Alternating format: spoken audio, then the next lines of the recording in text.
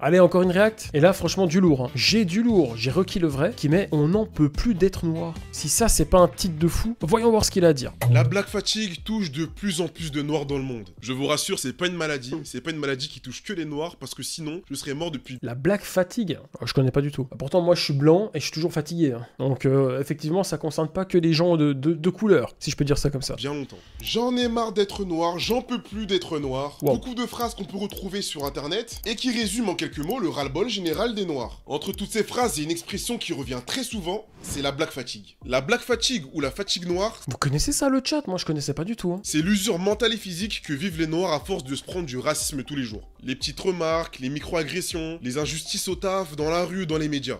Pas mal de causes qui s'accumulent et au fil du temps, ça devient vraiment un épuisement collectif, génération après génération. Ça, c'est la définition de base. L'expression a bien sûr une origine profonde, mais aujourd'hui, elle est surutilisée. Elle est employée à mauvais escient, manipulée par des racistes carrément et commence même à perdre de la valeur. Dans cette vidéo, je vais vous expliquer ce phénomène qui n'est pas très connu du grand public et comme d'habitude, vous allez apprendre beaucoup de choses. Sur internet et sur les réseaux sociaux, le terme black fatigue est souvent utilisé pour critiquer différents types de personnes. Les personnalités publiques qui semblent être source d'embarras pour les noirs avec des comportements catastrophiques en public, les micro-trottoirs vulgaires, les rixes dans les quartiers ou encore des pitreries sur TikTok. Ce qu'il faut savoir, c'est que c'est un terme américain qui a été créé en 2020 par l'autrice Mary Frances Winters dans son livre qui s'appelle d'ailleurs Black Fatigue pour mettre un mot sur un ressenti collectif. L'usure d'être constamment confronté au racisme. La black fatigue dénonce un problème social et structurel. Des problèmes que vous avez probablement déjà vécus. Par exemple, être suivi autour d'un magasin par la sécurité, votre expertise professionnelle qui est remise en question, tandis que d'autres sont présumés compétents, voire encore une fois une autre vidéo de violence policière contre quelqu'un qui vous ressemble. Oh, je l'ai vu cette vidéo. Choqué. Des contrôles de police fréquents. D'ailleurs, j'ai une histoire à vous raconter.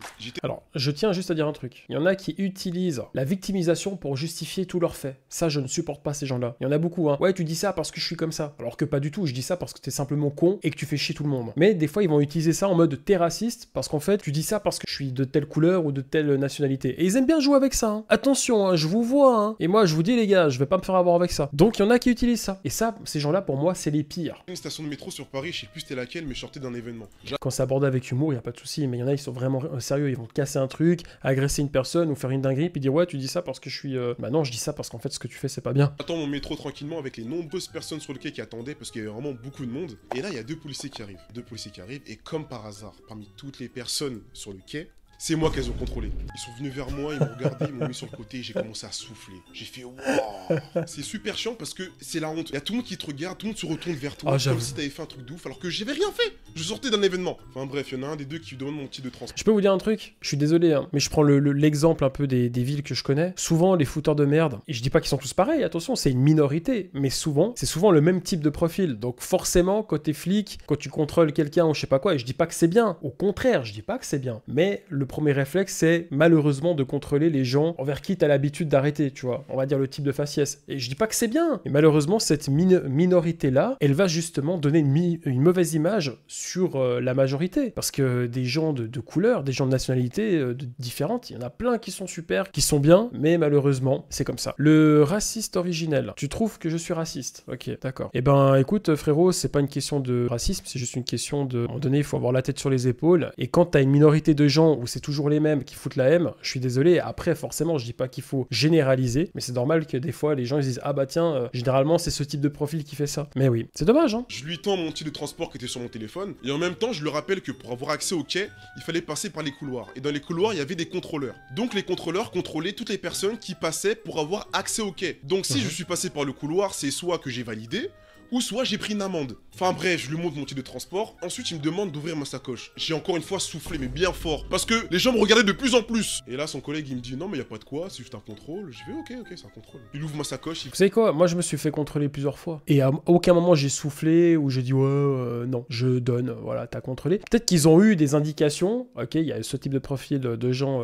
qu'on recherche pour X raisons. Puis peut-être que j'avais un peu ce profil, ça peut arriver, hein. Des fois, on me contrôle, pourquoi moi et pourquoi pas les autres? Et ben, j'accepte. Après, je comprends, si c'est tout le temps toi, au bout d'un moment, C'est relou, quoi. Vérifie, il y avait rien dedans. Au final, il n'y a pas mort d'homme. Mais c'est chiant, parce que c'est la honte en fait. Tout le monde te regarde comme si t'avais fait un truc de ouf. Ça, c'est vrai. J'avais rien fait. Enfin bref, je raconte ma vie, mais c'est pas le sujet. La black fatigue, c'est aussi lorsque vous soulevez des problèmes, les gens auront tendance à dire que vous abusez un peu. Que vous réagissez de manière excessive. Comme la story que j'ai pu avoir avec les 2 policiers. Quand une personne noire va dire qu'elle en a marre de se faire contrôler, des gens vont toujours minimiser ça et dire « Oh, t'abuses un peu toi, hein, c'est bon hein. Si t'as rien à te reprocher, t'as pas à en avoir marre. » Alors vous, je vous souhaite pas de rater le train ou de rater un rendez-vous très important à cause d'un contrôle de police. Parce que les gens qui habitent à 1 voire 2 heures de Ça, c'est vrai. Alors souvent, des fois, ils contrôlent. Encore une fois, hein, c'est ce qui m'est arrivé. J'ai raté le train, ça casse les couilles. C'est comme ça, c'était il y a très longtemps quand je prenais le train. Et du coup, bah voilà, c'est comme ça. Mais ça, je trouve que c'est pas très cool non plus. Parce que va justifier ça à ton patron. Désolé, j'arrive en retard parce que j'ai eu un contrôle de police. Mais bon, ouais. C'est chiant, quoi. Ils ratent un train, c'est la fin de leur journée. Mais ici en France, on va très rarement utiliser le terme black fatigue. On va plutôt préférer son équivalent qui est l'afro-pessimisme. Je suis désormais afro-pessimiste. Je ne crois plus du tout au développement de l'Afrique. C'est un continent qui est foutu, pour lequel il n'est plus possible de faire grand-chose pour son développement. Vous avez forcément déjà dû voir cette séquence sur internet. À la base, le terme, c'est une théorie qui dit que l'esclavage n'a jamais vraiment pris fin. Et comme vous l'avez bien entendu, l'afro-pessimisme, c'est des gens qui pensent que l'Afrique ne s'en sortira jamais. Que le continent est voué à l'échec à cause de nombreux problèmes auxquels il est confronté. Pauvreté, famine, conflits, confrontation entre peuples, beaucoup de corruption. Donc par exemple, lorsque vous naviguez sur X et que vous voyez un fait divers sur le continent africain, si le fait divers est honteux ou scandaleux, il y aura toujours cette vidéo dans les républications ou dans l'espace commentaire. Ou différentes variantes. Alors il en existe des centaines et des centaines. Hein. Je vous les fais défiler, je vous laisse regarder. Il y en a énormément. Dieu a-t-il maudit les noirs? J'en peux plus d'être noir. L'Afrique est foutue. Et une tonne, 2 tonnes, 2 tonnes de mèmes qui critiquent les Africains. Qui critiquent le continent africain de manière générale. Et si vous êtes curieux, quand vous vous intéressez au profil de gens qui utilisent ces mèmes, ce sont très rarement des Africains. Ce sont plutôt des Noirs issus de la diaspora. Donc des Noirs d'Europe, plus précisément des Noirs de France et de Belgique surtout. Et moi qui suis très présent sur X de manière anonyme en train de surveiller ce qui se passe, je vois très rarement des résidents africains les utiliser. Ou alors c'est des résidents africains mais qui sont vraiment très branchés humour français. Et parmi ces personnes qui vont critiquer l'Afrique, beaucoup n'ont jamais mis un pied en Afrique. En réalité, l'afro-pessimisme, c'est pas tant ne plus avoir espoir en Afrique. C'est plus ne plus avoir espoir aux communautés afro. Donc les afro-américains, les afro-descendants, les noirs de la diaspora. À travers ces mèmes, à travers ces montages, beaucoup de personnes montrent leur lassitude par rapport à certains comportements qu'ont certains noirs sur les réseaux sociaux. Il m'est même arrivé de rigoler plusieurs fois à des tweets comme ça, le tweet avec le débat africain. Parce que oui, il faut le dire, la plupart des tweets qui parlent de PAF sur Twitter, pour un très grand pourcentage, c'est les Africains qui les font. Ça fait mal à la... J'ai une question les gars, le chat, pour de vrai. Hein. Vous pensez quoi de ça, sincèrement? Enfin, je pense que la plupart d'entre vous, vous venez de France. Putain, je me sens blessé. Pourquoi le grand Gide, tu es de couleur plus sombre que moi?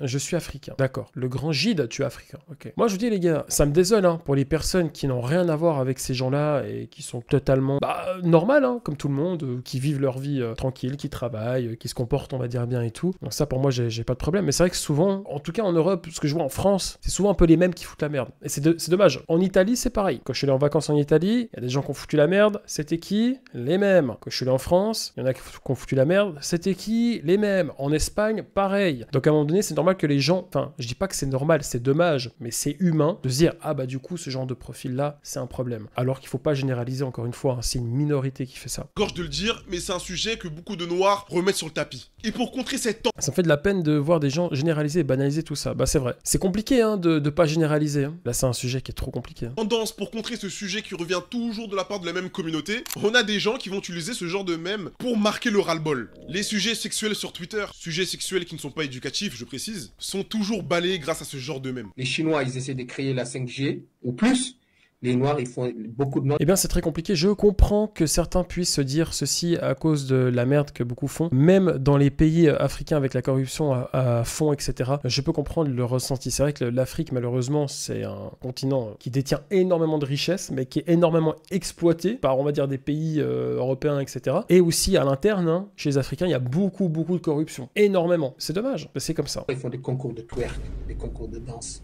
Et même si certains de ces mèmes sont drôles et bien calés, il y en a qui sont très mal utilisés. Et des fois, ça n'a aucun rapport avec le sujet de base. On peut penser que tous les noirs sur internet sont adeptes de ce genre d'humour, mais c'est pas vraiment le cas. Il y a une minorité de personnes noires qui n'est pas visible, parce qu'ils sont une minorité pour le coup, qui sont contre la surutilisation de ces mèmes. Parce que ces mèmes, lorsqu'ils sont mal utilisés, ça peut créer des écarts, de la décrédibilisation, un laisser-aller général, mais je vous en parlerai un peu plus tard. L'afropessimisme qui s'oppose à la vision plus positive des réalités africaines détruit l'espoir d'une potentielle amélioration de l'Afrique et des afrodescendants. Donc, en me vantant d'être afro-pessimiste, en faisant la promotion de l'afro-pessimisme, dans un certain cas, je m'en fous de la condition des noirs, que ce soit en Afrique et dans le monde. C'est de ne plus se soucier des problèmes des autres noirs. Tant que moi je suis bien, tant que moi je suis heureux, tant que moi je me comporte bien. Ok. Pour revenir sur le sujet de base, la black fatigue, qui était un terme initialement utilisé pour dénoncer l'injustice et le racisme, est employé aujourd'hui pour d'autres mesures. C'est un terme qui est utilisé par des noirs contre des noirs. Ces derniers temps, on a eu pas mal de cas dans le monde qu'on peut appeler des buts contre son camp. Aux États-Unis, on a eu le cas de Nadine Air,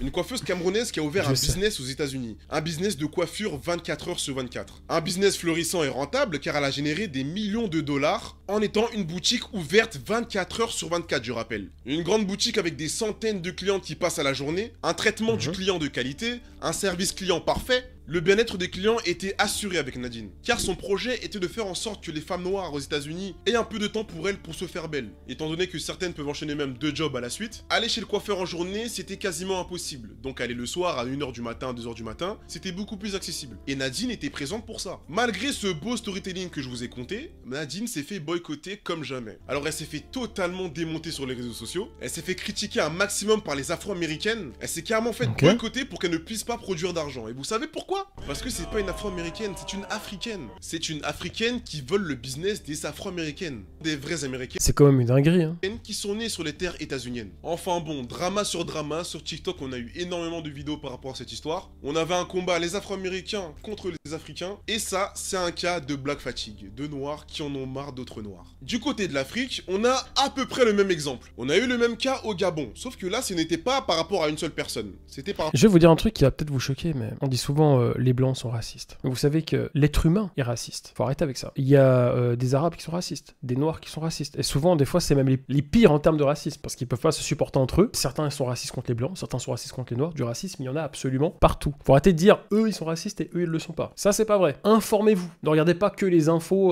que vous voyez là avec vos journaux à la con qui vous montrent ce qu'ils veulent bien vous montrer. Informez-vous vraiment. Le racisme, il y en a partout. Rapport à toute une communauté. Plusieurs femmes et hommes d'origine béninoise qui travaillent dans les marchés ou qui sont commerçants, donc qui ont des boutiques, ont vu leur activité se faire arrêter. On a vu des images d'hommes et de femmes gabonais qui cassaient des stands, qui hurlaient dans les rues, qui humiliaient même les travailleurs béninois, car ils en avaient marre qu'ils commercent sur le sol gabonais. Alors ce qu'il faut savoir, c'est que certains vendeurs et commerçants béninois qui venaient dans les marchés gabonais ou dans les commerces gabonais pour vendre, travaillent sur le terrain pour apporter de la valeur, pour apporter des produits, des cosmétiques, des aliments qui ne sont pas disponibles en grande partie au Gabon, mais au Bénin, les ramener au Gabon et pouvoir faire des échanges. Donc entre autres, c'est un échange de bons procédés. Mais le problème, c'est que certains habitants gabonais trouvent que ce système est mauvais, car les Béninois volent entre guillemets le travail des Gabonais natifs. Donc c'est un peu similaire à l'histoire de Nadine que je vous ai raconté, sauf que là c'est vraiment amplifié. Amplifié et beaucoup plus violent. Et forcément sur le réseau ça n'a pas manqué, le terme black fatigue est beaucoup revenu. Dans les deux cas que je vous ai racontés, la story c'est un noir qui ouvre un business,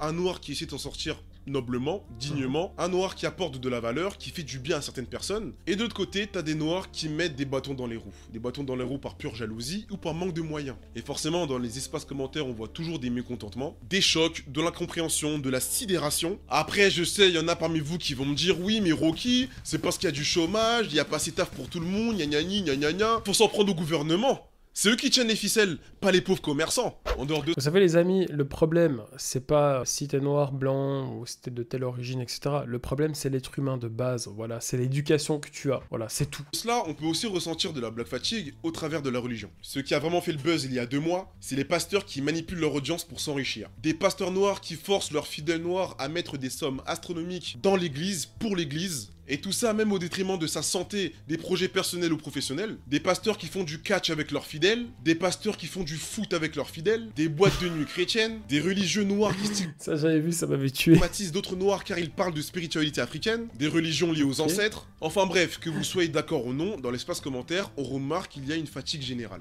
Donc beaucoup de noirs qui montrent leur mécontentement dans l'espace commentaire, à tel point que certains en ont même marre d'être noirs. À tel point qu'il y en a qui ne se considèrent plus L'histoire elle devient compliquée là. comme noirs mais comme japonais. japonais. À tel point que certains Et ils vont nous faire une Michael Jackson ou quoi? Calmez-vous les gars. adoptent même le comportement d'Oncle Ruckus. Ils ne veulent plus avoir affaire aux noirs. Il y a de nombreux lives sur TikTok où des internautes débattent sur le fait d'être noir, sur le fait d'avoir honte d'être noir. Waouh. J'ai déjà vu des vidéos circuler comme ça. Alors moi, je suis très maniaque. Hein. Moi, tu mets ta main dans la bouffe, tu mets dans la bouche, tu remets, ça me dégoûte. Et des vidéos comme ça, j'en ai vu plein sur les réseaux, malheureusement, parce que c'est pas le genre de truc que j'ai envie de voir. Mais waouh.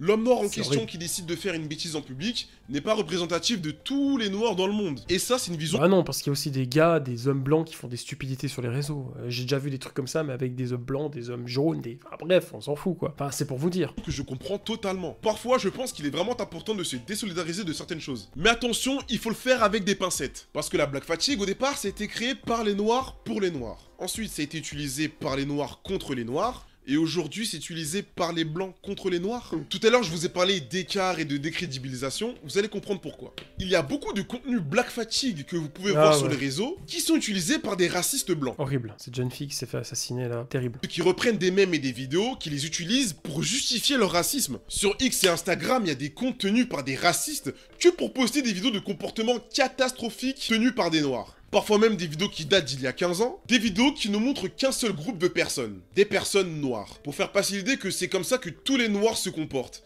Et ces vidéos sont utilisées comme une permission pour faire des contenus où ils peuvent se plaindre. Où ils peuvent se plaindre de ces noirs qui font n'importe quoi et qui coulent le monde. Alors qu'il y a des fumiers qui se comportent mal absolument partout. C'est pas propre qu'aux noirs. Après, il n'y a pas d'études scientifiques officielles qui prouvent que lorsqu'un noir fait n'importe quoi dans la rue, il y a plus de probabilité qu'une personne filme que si c'était un blanc. Mais par contre, il y a pas mal d'études sociologiques qui montrent que les personnes noires et issues des minorités sont plus souvent associées aux faits divers négatifs dans les médias que les personnes blanches ou autres. Il y a des biais ratios inconscients qui poussent certaines personnes. La dernière fois, il y a des Suisses, ils ont dit rentre chez toi. Sérieux? Mais qu'ils aillent niquer leur mère, ceux-là. Je suis désolé. Hein. Non mais en vrai, une nouvelle fois, hein, il y a du racisme partout. Et tu sais quoi? Pour moi, c'est pas des vrais Suisses. C'est des trous du cul, ces gens-là. À juger plus sévèrement les comportements des noirs et donc les signaler, les filmer ou les partager plus rapidement. Et sur les réseaux sociaux, les comportements les plus stigmatisants sont les plus viraux. Après, en tant que noir, je vous assure que des fois, je vous jure, c'est pas facile. Des fois, tu scrolles sur TikTok, tu vois certaines vidéos, tu les vois, tu souffles en fait. Tu te dis, c'est pathétique. Tu regardes les commentaires, il y a que des gros cistras, t'as même pas la force de t'énerver. T'as même pas la force de répondre. Comment tu lui parles? Mais t'es qu'un sale raciste. Ouais, mais c'est comme ça, oui, je suis raciste, et je suis fier de l'être. Je sais pas, par exemple, tu vois une vidéo d'une femme noire qui crie dans le bus, et dans les commentaires, toujours les noirs qui crient dans le bus. Et franchement, oui, je sais à quel point j'ai carburé le train en Ile-de-France, et je peux vous assurer, c'est vrai, malheureusement, ça fait mal à la gorge de le dire, hein. C'est bien, au moins il admet. C'est bien, c'est bien. Mais les personnes qui crient le plus dans les transports en commun, c'est vrai, il faut assumer que ce sont les noirs. D'accord, j'avoue. Merci, applaudissez s'il vous plaît. Bravo. Et du coup, J'applaudis, c'est bien, bravo. quand t'es un noir, t'es dans un transport en commun, t'es obligé de te faire discret. Tu fais super attention, tu fais pas trop de bruit, ton téléphone il est en silencieux, quand quelqu'un t'appelle tu ne réponds pas, parce que sinon les gens vont te regarder en mode putain, toujours les noirs qui font du bruit dans les transports. T'essaies un peu de prouver que t'es pas un noir qui parle au téléphone dans le bus. Eh bah ce type de comportement là, il y en a qui l'adoptent absolument partout. Beaucoup de noirs, sans le vouloir ou non, adoptent un type de comportement pour ne pas être la cible d'une critique black fatigue. Être un noir c'est dur, mais être une femme noire c'est encore plus dur. Quand t'es une femme noire, tu dois faire beaucoup plus d'efforts et prouver 2 fois plus ta valeur que les autres. Si on te critique et qu'on t'insulte, tu ne dois pas t'énerver pour pas te faire passer pour une hystérique. Tu n'as pas le droit d'être différente. Ok. Reste dans ta case. Et le pire dans tout ça, sur les réseaux, il y a des femmes noires qui se font insulter gratuitement. Juste parce qu'elles existent en fait. Totalement gratuitement. Et tu te plains pas, hein. T'as pas à te plaindre, ok? Je sais. Il a mis une image d'Aya Nakamura, mauvais exemple. C'est juste que sa musique, voilà. Il y a des bonnes musiques, hein. Elle a fait des bonnes musiques, mais putain, les gars, vous vous rappelez le phénomène Aya Nakamura? Déjà, le nom Aya Nakamura, pas simple à dire, mais quand elle parlait, je comprenais la moitié. En Kachana Baby tu dettes ça, désolé, c'est pas français pour moi là. Je sais pas si ça vous arrive des fois, mais vous changez de personnalité en fonction de l'endroit où vous allez. Voire des fois, tu te restreins un tout petit peu pour pas trop que les gens te regardent d'un mauvais oeil. Parce que déjà, quand t'es noir, déjà les gens te remarquent. Ah tiens, il y a un noir. Et je suis content d'apprendre que je suis pas le seul. J'ai des potes à moi qui sont créateurs de contenu et qui sont noirs et qui partagent quasiment le même avec moi. Et j'ai d'ailleurs même un petit témoignage à vous montrer. Le beau gosse que j'ai invité, c'est The Stanley. Il propose des vidéos humoristiques super bien scénarisées et justement, je l'inclus dans ma Ah vidéo. car on ouais, je le connais lui. Il est incroyablement drôle. J'ai vu ses TikTok, il me tue quand il fait le daron là. Oh là là, qu'est-ce qu'il est drôle. partage quasiment les mêmes avis sur le sujet de la black fatigue Il est et le fait incroyable, ce d'être mec. un créateur de contenu noir. Là, on sort d'un five, on est super fatigué. T'es prêt? Ouais, totalement. T'en penses quoi de la plaque fatigue sur internet, des contenus de Renoir qui font n'importe quoi? T'en penses quoi? Ça énerve sans s'énerver parce que je me dis, beaucoup ils finissent par faire ce genre de contenu parce qu'ils ont l'impression qu'ils n'ont pas d'autres solutions. Par exemple, quand on voit aujourd'hui que les vidéos qui percent le plus, qui ont été faites par des Renois, sont des vidéos dans lesquelles justement ce côté-là, ils font du contenu un peu dégradant. Tu postes une vidéo où tu fais un contenu et tout qui est éducatif ou instructif et tu vois, tu fais pas de vues. Mais quand tu fais une vidéo où il y a des meufs qui viennent montrer leur fiac ou elles font des trucs comme ça et tout, tu vois, ça pète le score et dans les commentaires, tu vois, ils vont t'insulter. Mais malgré le fait qu'ils t'insultent, ça te donne de l'argent. Après cette réponse, je lui demandais s'il se limitait lorsqu'il est en public ou lors des événements. Est-ce qu'il s'empêche de faire certaines choses? Déjà, pour les événements, je sais pas si on peut parler de ça dans la vidéo, hein. Mais par exemple, il y a des événements, quand tu arrives, tu sais que t'es juste là pour le quota. Mon gars, on va supprimer la... Je vais être carré sur ça, je dois m'exprimer de telle façon, je dois agir de telle façon, pour pas que justement, dès le départ, ils me catégorisent comme étant un Renoir du quoi pas approcher. L'échange a duré 10 minutes, mais malheureusement, je peux vous mettre qu'un court instant de ce moment. Mais c'était super intéressant de voir la vision de Stanley. N'hésitez pas à aller vous abonner à sa chaîne. En tout cas, Stanley, c'est un C'est bizarre qu'il a pas pu tout mettre. Je trouve ça ok. plaisir de t'avoir eu. Pour tes projets YouTube, je te donne toute ma force. Donc n'hésitez pas. Abonnez-vous à sa chaîne. En plus d'en avoir marre de voir des noirs sur les réseaux, il y a des blancs qui en ont marre qu'on mette des noirs partout au cinéma. Des noirs qui remplacent des rôles qui à la base étaient des... Vous me considérez comme blanc parce que chaque fois que je vois un Européen, la personne me dit ah ouais t'es bronzé. Bah, je suis normal hein les frérots. Je suis parti en vacances 1 semaine, 2 semaines. Mais c'est vrai que je suis blanc. Je me considère comme gris. Non. Très blanc, je suis très blanc. Ah mais c'est à cause de la lumière. Hein. Parce qu'il y en a plein qui me disent ah ouais t'es parti en vacances. Bah, non les frérots c'est juste je suis un peu plus foncé que vous c'est tout. Enfin légèrement attention je suis pas métissé loin de là. Alors moi sur cet avis il y a un côté que j'adhère. Moi en tant que noir des fois ça m'énerve que des personnages qui à la base étaient blancs apparaissent à l'écran en étant noirs sans que cela ait une certaine logique. Je vais vous créer un exemple pour l'univers Marvel. Imaginez Bruce Banner, c'est un personnage blanc. Je ne sais pas si dans les comics il existe en version noire. Mais demain Marvel rend le Bruce Banner qu'on connaît noir. À quoi ça sert à part rêver les racistes honnêtement? Au lieu de remplacer... Alors ça je suis pas d'accord, je ne suis pas raciste. La petite sirène, pourquoi avoir fait la petite sirène noire? Pourquoi? Pour quelle raison? Moi je n'aime pas, je préfère qu'on respecte hein, en fait les personnages comme ils étaient au départ, c'est tout. Parce que à contrario si on fait l'inverse, si on prend un perso, je sais pas, black, peu importe, et tu le remplaces par un blanc, je suis sûr que là ça fait polémique. Je suis sûr, à 100%. Vous savez quand on veut intégrer des communautés, des orientations sexuelles, juste pour voilà, pour faire plaisir à tout le monde, je trouve ça nul à chier. Nul, zéro. Puis j'ai rien contre les blacks, hein, ou les acteurs blacks, parce que vous savez quel est mon acteur préféré? Will Smith. C'est la classe. Will Smith, c'est la classe. C'est le boss, c'est le patron. DiCaprio. Will Smith et DiCaprio, ils sont là. Moi, ce qui va m'intéresser, c'est l'histoire, déjà, pour commencer. Si elle est bien écrite ou non. Un personnage qui existe. Un personnage qui a son histoire, un personnage qui a son identité. Pourquoi pas créer un personnage à part entière? Genre Voilà. Miles Morales.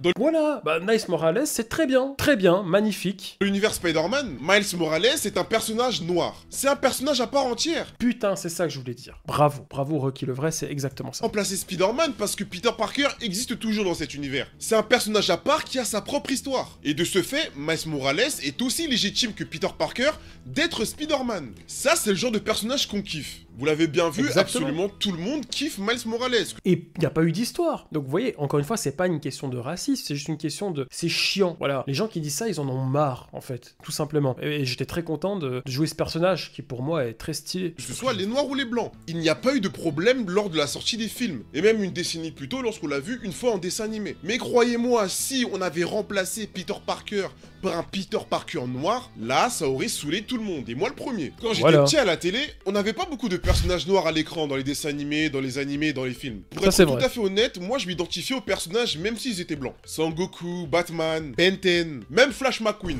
Je m'identifie. Bah les gars, quand je regarde une série sud-coréenne ou japonaise ou peu importe, je m'identifie. Et pourtant, j'ai pas les yeux comme ça, mais je m'identifie, ça c'est vrai. À eux parce que je voyais vraiment au-delà de la couleur de peau. Mais si à cette époque, on m'avait sorti Miles Morales avec la hype qu'il a aujourd'hui, je pense que j'aurais pété ma tête. Bref, je mélange tout, je raconte ma vie, mais nous les noirs, on n'a jamais forcé les studios et les producteurs pour qu'ils remplacent tous les personnages blancs par des noirs. On aimerait juste qu'il y ait des noirs avec des vrais rôles au cinéma. Des rôles qui ont du sens, des rôles qui nous font réfléchir, des rôles qui inspirent. Il y en a pas mal aux États-Unis, mais en France, à part Omar Sy, j'en vois pas vraiment. La plupart du temps, c'est le rôle où le noir est un cliché, c'est fatigant, des affiches de films quand tu les vois. Quoi, c'est quoi ça?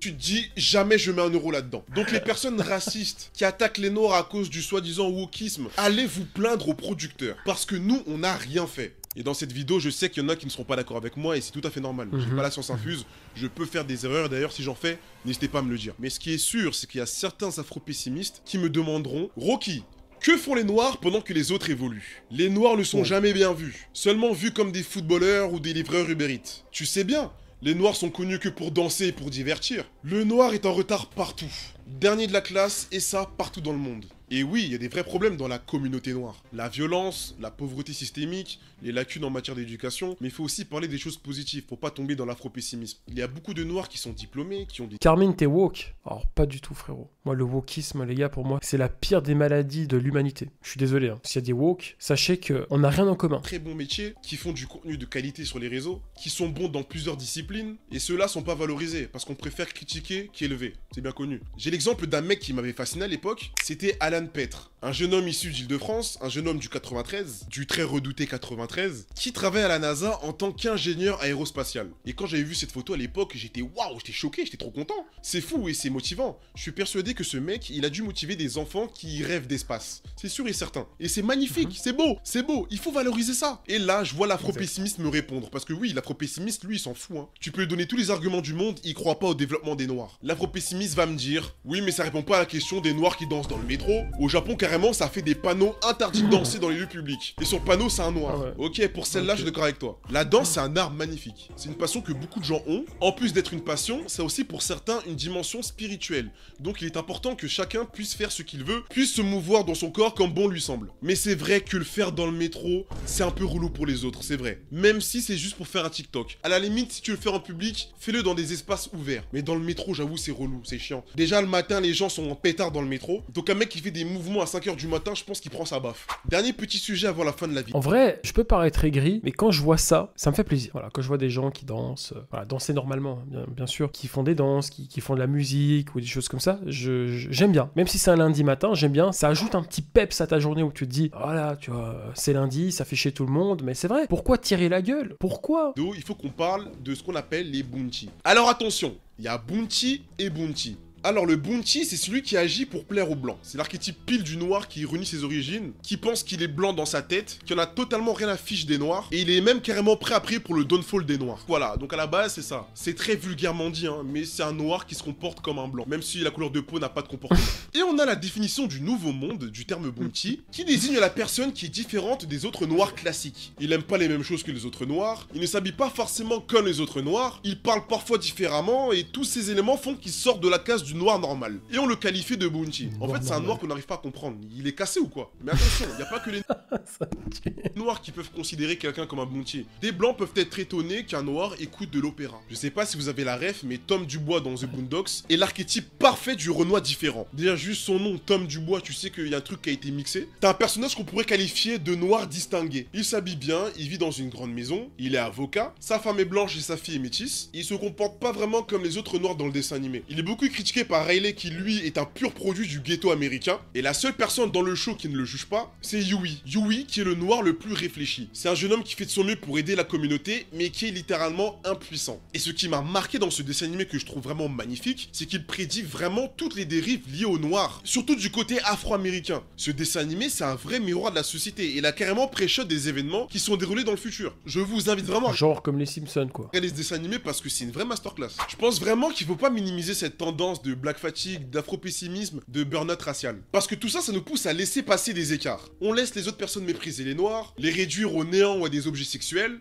et c'est quelque chose de vraiment grave. Après moi qui vis en Île-de-France, je pense qu'on est beaucoup mieux lotis, le racisme il est présent mais c'est pas la même chose. Même au-delà de ça, il faut souligner qu'en France, il y a aussi un gros problème entre les noirs. En Île-de-France surtout, il y a beaucoup de rixes entre quartiers, des règlements de compte, des bagarres pour une histoire de meuf des fois. Mais c'est honteux. Frérot, demain tu vas planter un mec parce qu'il a parlé à ta copine, t'es content, tu l'as planté, t'as sauvé ton honneur. Finalité, ton obs est mort, sa famille est en deuil, dans 2-3 mois, toi tu vas aller en prison, et ta copine va se remettre en couple avec un autre. Il faut se le dire, faut être honnête avec nous-mêmes, même si on... C'est vrai que c'est un skill de con de faire ça quand même. Hein. Écoute du rap, il y a certains jeunes qui s'inspirent du rap pour reproduire cette violence. Alors très important, il faut prendre conscience que le rap c'est de la musique, c'est comme un film au cinéma. Tout ce qui est dit et raconté n'est pas forcément vrai, et c'est tout à fait évident, mais a priori pas pour tout le monde. Les choses graves qu'on peut entendre ou voir dans ces canaux banalisent la violence, glorifient même cette violence, et on fait en sorte qu'elle soit stylée, alors que c'est... pour ça que généralement, moi le rap, je m'en tape. Pourtant, j'écoutais beaucoup de rap quand j'étais jeune. C'est vraiment une phrase de vieux con, ça.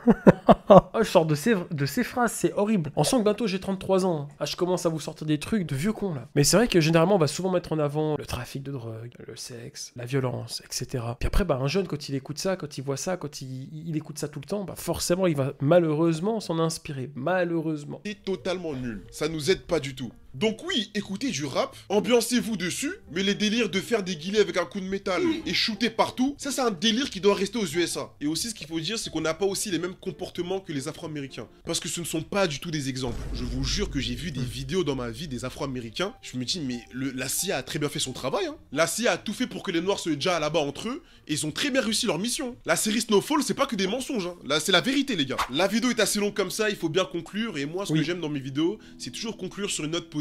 C'est très bien. En tout cas, j'aime bien la vidéo. Arrêtons de nous faire passer pour les derniers de la classe partout où on va. Alors qu'en nous, on a du potentiel. Mais il y a certaines choses qu'on devrait arrêter. T'es un Renoir et tu passes ta journée à traîner devant la gare à rien faire. Échec! T'es un Renoir et tu vas te battre tout le week-end pour un quartier qui ne t'appartient pas. Un quartier que le maire veut détruire carrément. Échec! T'es un noir et tu préfères canner que sortir avec une femme noire parce que, entre guillemets, elle ressemble à ta sœur. Échec! Échec grave. T'es un noir et t'aimes le rock, écoute du rock. T'es un noir qui veut t'habiller avec des bottes en cuir, mets des bottes en cuir. Tu veux mettre un jean skinny, mets un jean skinny. Même si c'est démodé, assume-toi et n'aie jamais honte de ce que t'es. On n'a qu'une vie, et elle est très courte cette vie. Donc fais ce qui te plaît. Moi en tant que noir, on peut dire que j'ai fait des choses bizarres dans ma vie. Quand j'ai commencé les TikTok en 2022, je faisais des combats. Je faisais des vidéos de fous sur Wii Sport. Les gens à cette époque, ils me voyaient vraiment comme un fou. Hein. Mais bon, au final, moi ça m'a jamais arrêté. Hein. J'ai fait ce qui m'a plu et je suis content, je regrette absolument rien. Si tu te sens on a tous commencé quelque part, hein. T'as vu moi les vidéos que je faisais avant, c'était pire. Ok, si une situation t'a profondément blessé, manifeste-le. Parce que la personne qui t'a blessé, si tu réagis pas, elle va blesser d'autres personnes. Et là, la vidéo elle est bientôt terminée, hein. Mais l'afro-pessimiste, lui, il a pas terminé. Il va me donner le dernier argument. Oui, mais Rocky, tu parles pas des vidéos des noirs qui font des smasher pass, nanani, nanana. Si ça marche, c'est que les gens kiffent. Et je suis sûr et certain que toutes les personnes qui critiquent les smasher pass, etc., c'est les mêmes qui regardent. Je suis persuadé que la majorité des viewers qui regardent les smasher pass sont des noirs. Il y a des noirs sur les réseaux sociaux qui sont connus que pour critiquer. Utiliser les termes black fatigue, afro-pessimiste, etc., juste pour critiquer les comportements qu'ils ne trouvent pas normaux. Mais le problème, c'est qu'on les entend que pour dénigrer les autres noirs. C'est bien de se plaindre, c'est bien de critiquer, mais qu'est-ce que tu proposes toi? Qu'est-ce que tu proposes pour aider la cause? Si vous pensez que les noirs manquent de culture, ne sont pas assez bien représentés sur internet ou sont bons qu'à faire des smasher pass, proposez quelque chose. Franchissez le pas et soyez un exemple pour la prochaine génération. Moi, c'est ce que je m'efforce de faire. Moi, j'ai une passion pour internet qui est énorme. Je kiffe internet, je kiffe les sous-cultures qui la composent. J'aime expliquer la nature de certaines tendances et expliquer des phénomènes qui peuvent être potentiellement dangereux, comme la black fatigue. Et tout ça, toujours avec humour, parce que je suis créateur de contenu, pas journaliste. Donc voilà, c'est la fin de la vidéo. C'était un sujet très intéressant, je trouve. Mais c'était important de le partager parce que c'est un phénomène qui... N'hésitez pas à me dire de vous... Abonnez-vous, patati patata, Rocky le vrai, je like. C'est déjà fait en fait, putain. Je l'ai fait au début de vidéo. J'ai oublié tellement que la vidéo était longue. Bah bravo, je sais pas ce que vous avez pensé le chat, mais moi j'ai adoré cette vidéo. Sujet très sensible, hein. J'avais un petit peu peur de m'exprimer par rapport à ça parce que je sais que des fois je peux dire des trucs et les gens ne comprennent pas du tout ce que je veux dire. Ils vont dire ouais, t'es raciste, t'es comme ça, t'es de droite, t'es malin. Rien à voir. C'est juste que après, ma foi, il y a des choses, des faits qui sont réels. Faut être aussi réaliste à des moments. J'ai bien aimé l'ensemble de la vidéo, j'ai bien aimé la conclusion. C'est vrai que humainement, on a beaucoup de soucis hein, à s'entendre un petit peu entre les humains. C'est dommage, mais c'est comme ça. On espère aller dans le mieux à chaque fois. Ok le chat, c'était un très bon live. Bonne soirée les amis, à bientôt et merci infiniment. Bisous, bisous.